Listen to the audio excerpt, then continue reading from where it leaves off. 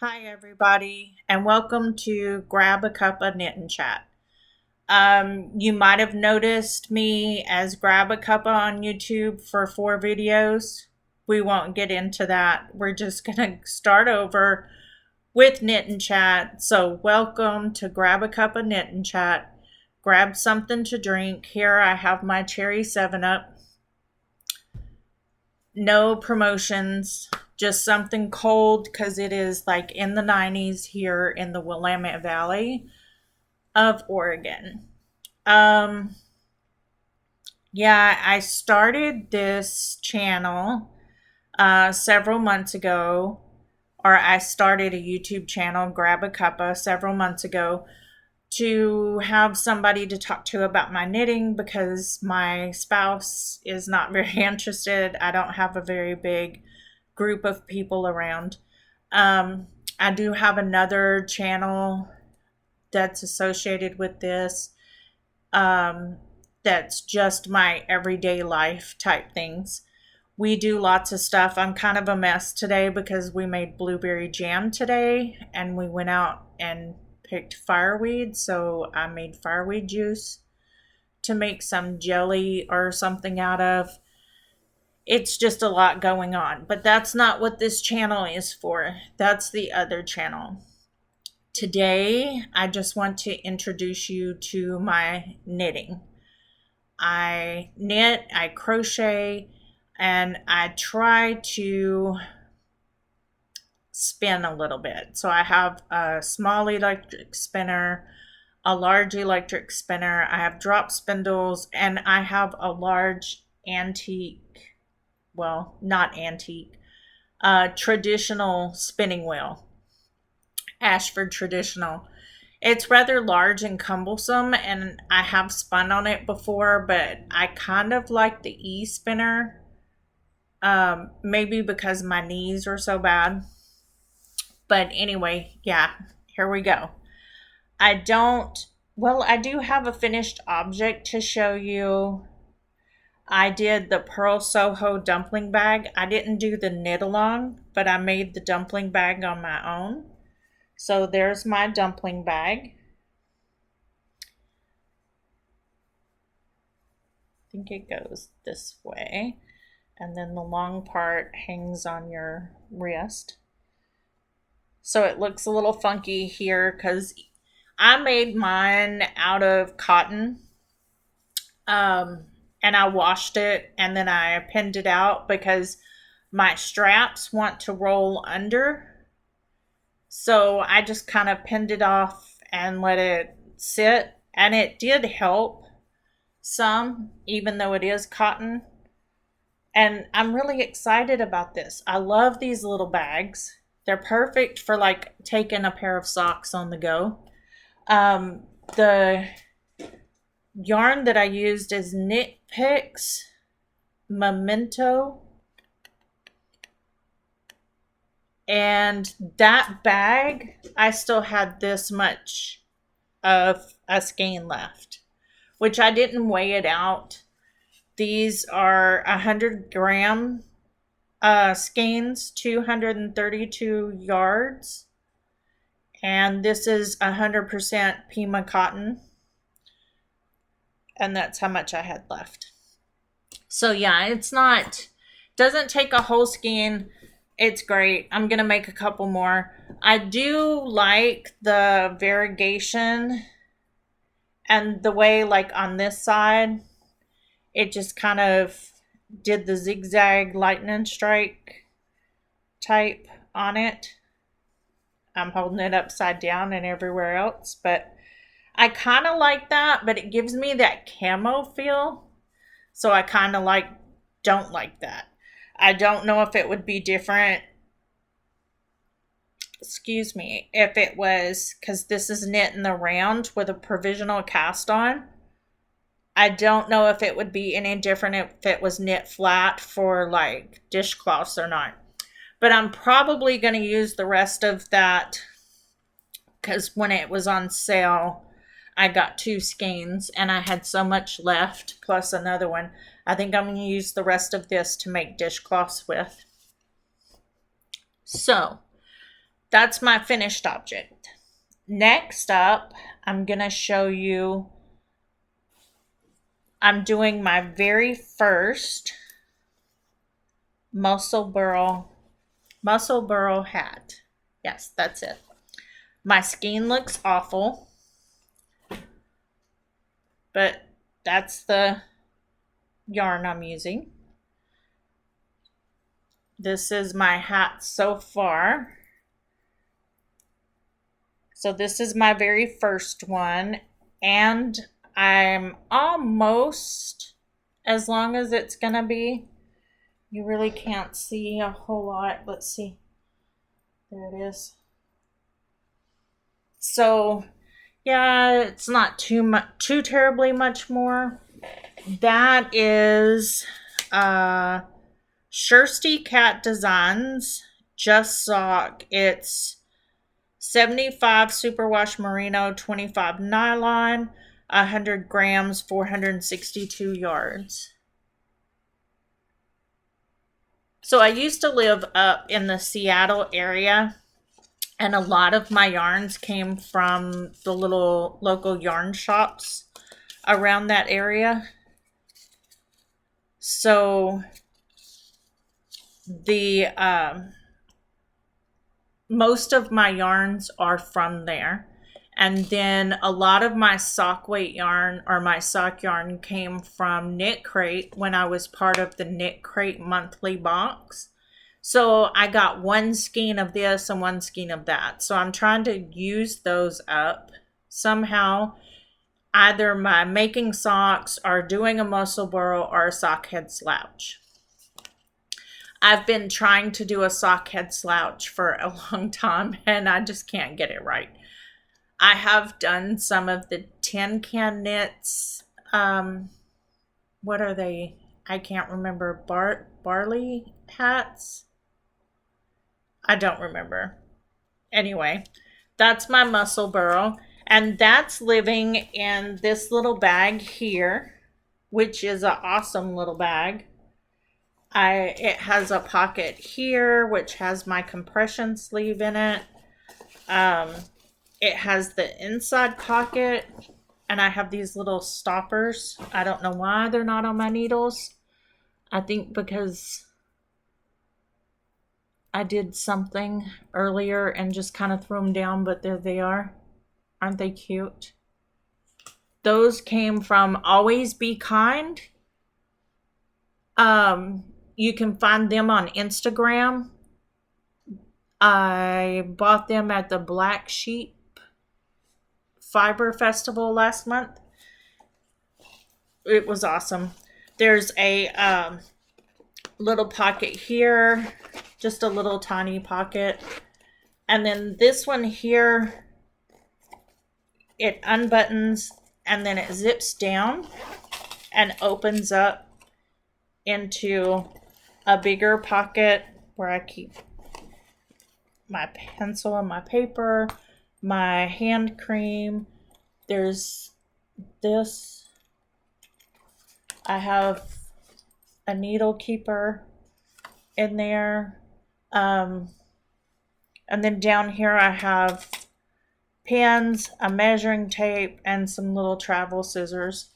I actually found this at a local thrift shop for like $4.50, something like that. It's a crossbody. Oh my gosh, I love it. I love it so much. It's perfect for a project bag, and I make my own project bags. So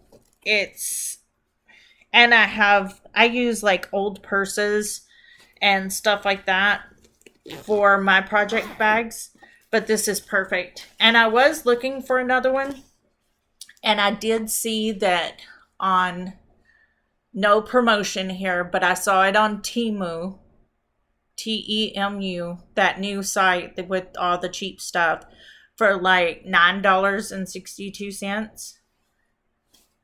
I mean, it's worth checking out, but they're just a heavy canvas bag.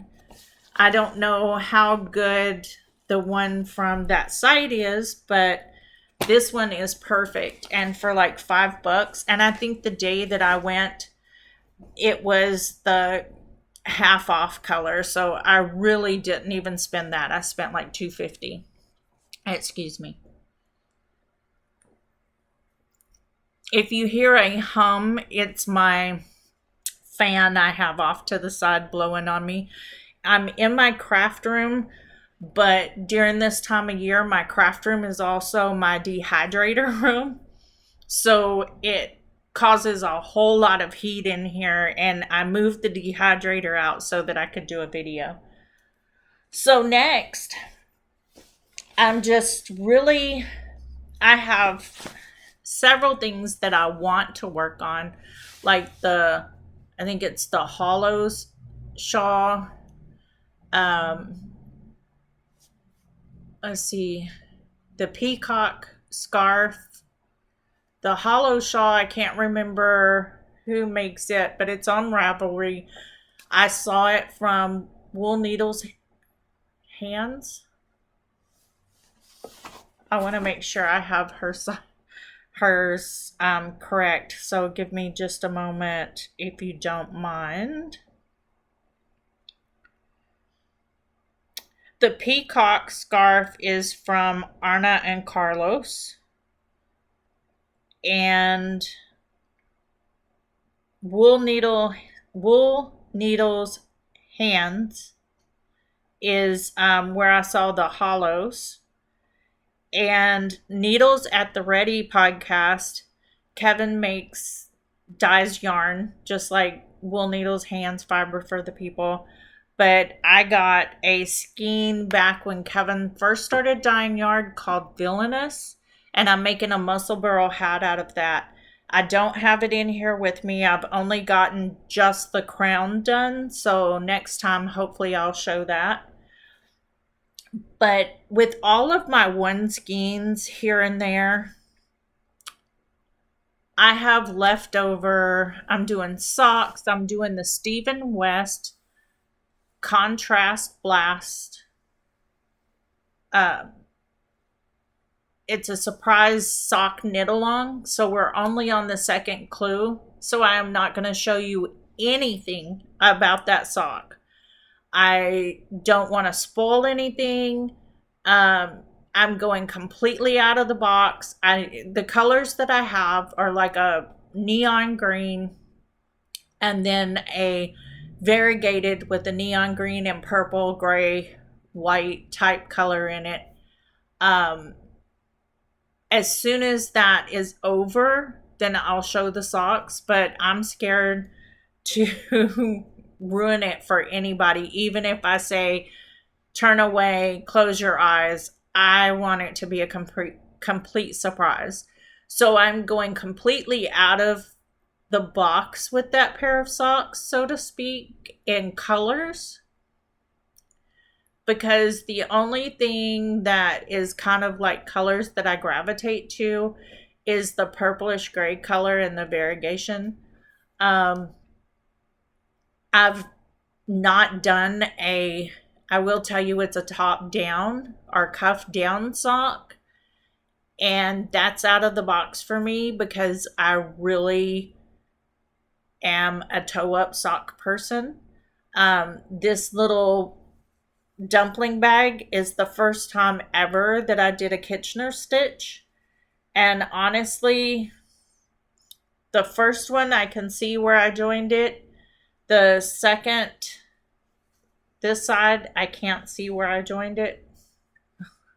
This one I can. But I'm getting better. And then I did the 3 needle bind off on the bottom instead of the Kitchener. That's one of the choices. That's a free pattern, by the way. Just go to Pearl Soho. So, long story is, I am getting a lot of scraps here and there.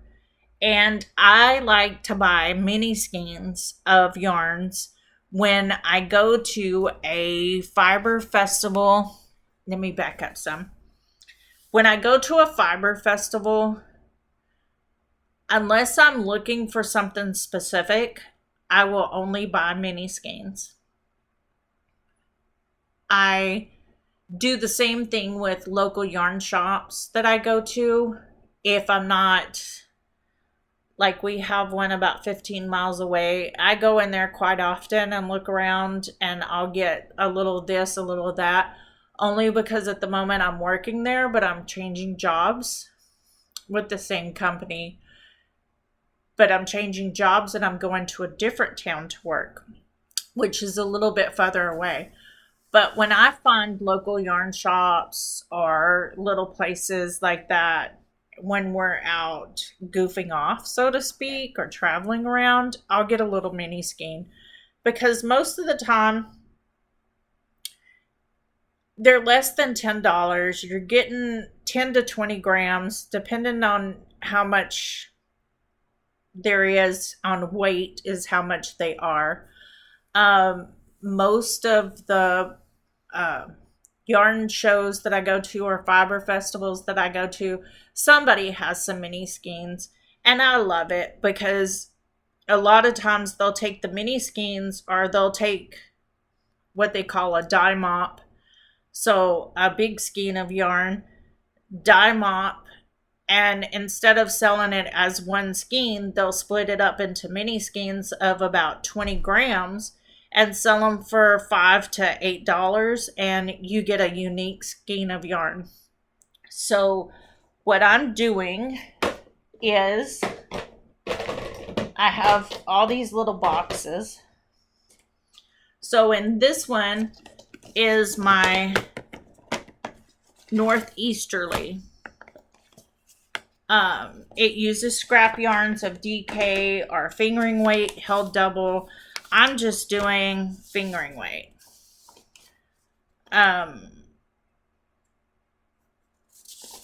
This is by Skenanigans, which is Melissa Alexandra Loomis. This is a black and white picture, but this is the northeasterly. And she uses fingering held double. I don't do that. I'm just doing a fingering weight. So this is what I have so far. More fun little point protectors. I love these things. They're cute, and they keep your stuff from falling off your needles. So this is my first column. I have it on scrap yarn up here. My cute little mushroom progress keeper. That's to show me that this is column 1. So there's column 1. I have some little stick outs. I wove in ends today.